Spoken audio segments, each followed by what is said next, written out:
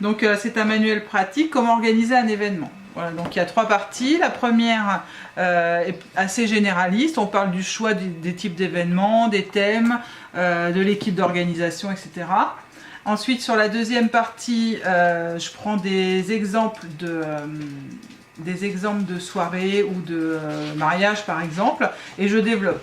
Voilà, donc pour chaque type de soirée, journée sportive, donc j'explique un petit peu tout ce qu'il faut faire. Pour un mariage, tout ce qu'il faut faire. Et sur la dernière partie, il y a des annexes. Donc là, par exemple, il y a un budget challenge sportif autour de l'eau, par exemple, un budget vierge.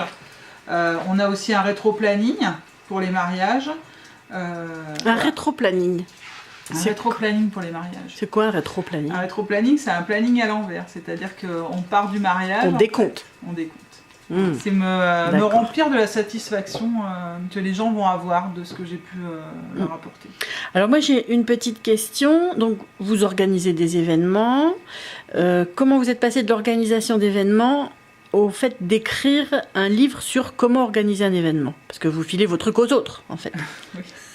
Une partie. En fait, je trouvais que c'était...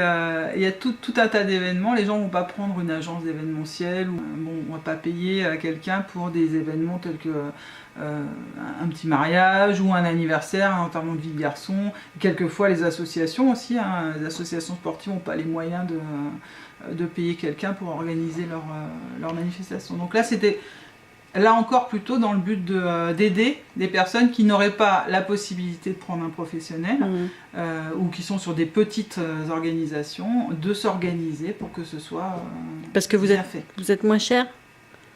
Oui, bien sûr que je suis moins cher, mais ça...